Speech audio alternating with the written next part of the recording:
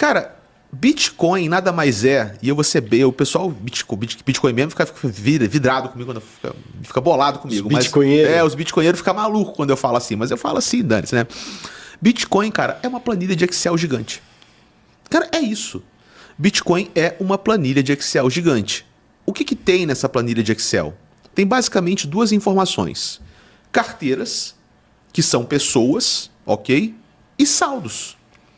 Só que, cara, você vai ver uma planilha de Excel sua, você vai ter o que ali? Um controle em reais. Se você for um mega investidor, talvez em dólares, em ações, né? Mas o que é essa planilha do Bitcoin? Cara, é um conjunto de carteiras, ou seja, contas correntes, pessoas e um saldo. Só que esse saldo do Bitcoin é que é muito louco, porque ele é um saldo numa unidade própria, numa moeda própria, que aquela própria planilha inventou. Então, Bitcoin é uma planilha gigante de Excel que controla saldos da própria moeda Bitcoin que o Bitcoin inventou. E acabou, é isso. Aí você fala assim, que louco, né? Por que essas unidades de Bitcoin, que são contabilizadas nessa planilha de Excel gigante, por que essas unidades valem tanto dinheiro? Por que hoje um Bitcoin vale cerca de 60 mil dólares ou mais de 300 mil reais? E aí você tem que entender o seguinte, as características dessa planilha de Excel. Porque não é uma planilha de Excel que você baixa e abre no seu computador. Aí acaba a simplificação. Essa planilha de Excel gigante que é o Bitcoin, ela é um aparato tecnológico. E ela tem algumas características, cara, que são muito doidas. Eu vou te dar alguns exemplos. Essa planilha, ela funciona 24/7. Ela não pode ser desligada. É impossível desligar essa planilha. Por quê? Porque ela é operada por computadores, centenas de milhares ou milhões de computadores que rodam em todos os 5 continentes em cima da internet em tempo real. Então você não consegue desligar o Bitcoin. Não existe um dono do Bitcoin. Então, como tem exemplo, Brasil manda no real, Estados Unidos manda no dólar. Se você olha para o Bitcoin como uma unidade, como uma moeda, não tem um país que é dono do Bitcoin. Ele não obedece a nenhuma agenda política.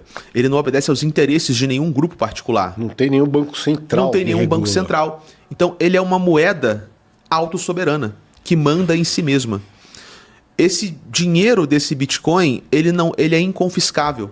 Não existe nenhum recurso, nenhum administrador, não existe inclusive, cara, nem a possibilidade matemática. É matematicamente impossível você comandar o dinheiro sair de uma carteira para outra se não for o dono da carteira que autorizou a saída daquele dinheiro. Essa planilha, ela aceita que qualquer um participe dela, independente da sua cor, sua raça, sua religião, o estado que você nasceu, sua posição social, quanto dinheiro você tem, quanto dinheiro você não tem. Basta você ter acesso à internet e você pode ter uma conta corrente nesse sistema internacional. Esse sistema, cara, pode movimentar milhões ou bilhões de dólares de uma vez só. E ele vai cobrar uma taxa que não é proporcional ao valor transferido. É uma taxa fixa, que é o custo da operação. Girando em torno de uns 5 dólares, mais ou menos? Depende do momento, né? Porque mas uma média de uma média. 5 dólares. Sim. Assim, então, cara, é um sistema muito louco. É como se fosse um sistema bancário que existe por si só, que não depende de nenhum banco, que não pode ser desligado, que não pode ser censurado, que não pode ser confiscado, que não pode ser fraudável. E qual é o valor disso? O valor é o seguinte, é um jogo que nós temos certeza sobre a regra do jogo.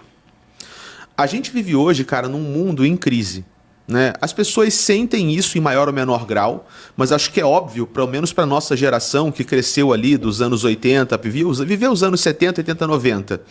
O mundo de hoje, comparado ao mundo 80 e 90, é um mundo em crise. Uma crise global de inflação, uma crise global de cultura, de choque político, uma crise global, no final, de confiança. Especialmente quando você pega a geração mais nova. A geração mais nova não confia em nada. Não confia nos bancos, não confia no governo, não confia nas grandes mídias, não confia nas grandes empresas. Talvez não confie nem mais na estrutura familiar.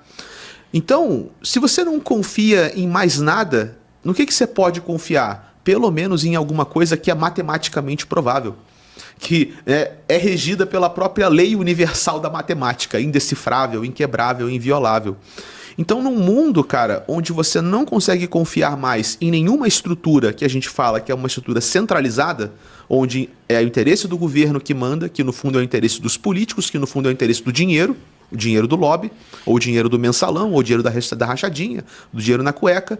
Você não confia no interesse das grandes mídias, que reportam meias verdades ou reportam mentiras o tempo todo, em todos os canais de ampla visibilidade. Você não confia nos bancos, que viraram máquinas predatórias que vampirizam a economia e especialmente vampirizam as classes menos abastadas. Então você vai confiar no quê?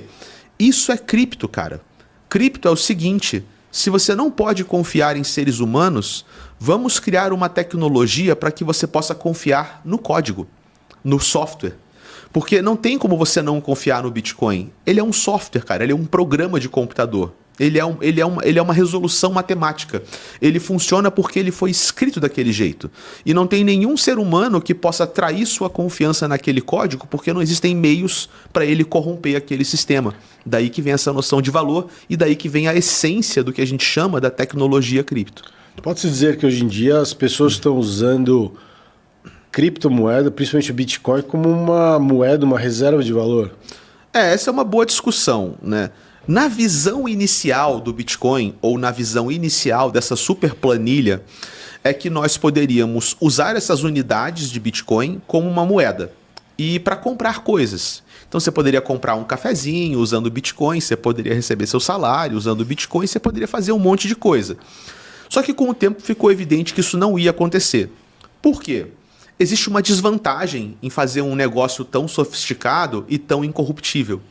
É que você tem que ter tantos aparatos para esse negócio ser assim descentralizado, incorruptível, inhackeável, inconfiscável. É tanto aparato tecnológico para você dar essas características que no fundo ele é o quê? Ele é lento. Ele é muito devagar.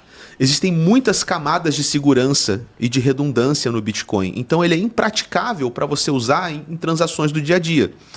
E aí o nosso olhar para o Bitcoin mudou. De ser uma coisa que você vai usar para comprar coisas no dia a dia, para se tornar uma coisa que ganha valor ao longo do tempo. E hoje essa narrativa é muito forte. Bitcoin como reserva de valor. E um dos principais motivos pelos quais a gente fala de Bitcoin como reserva de valor, e tem vários motivos para você pensar como isso, inclusive a própria BlackRock, que é hoje a maior gestora de fundos do mundo, 10 trilhões sob gestão, encaram o Bitcoin como reserva de valor. A narrativa é: pega o dólar, cara, e pega o real. Qual é a capacidade que o real teve de preservar o seu poder de compra no decorrer de 10, 15 anos? Ele só perdeu 90% do valor. Vamos voltar, cara. Eu tava lá quando eu era jovem, um pequeno jovem, quando a gente virou pro real. E eu me lembro que eu pegava ônibus pagando 25, 30 centavos por uma passagem de ônibus. A gasolina custava menos de R$1 o litro.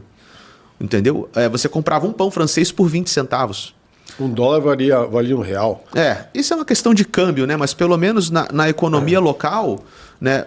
As pessoas que pensaram lá naquele momento, nossa, eu vou guardar reais. Se ferrou. Cara, se ferrou. Porque a sua capacidade de guardar reais é menor do que a perda do poder de compra do real ao longo do tempo.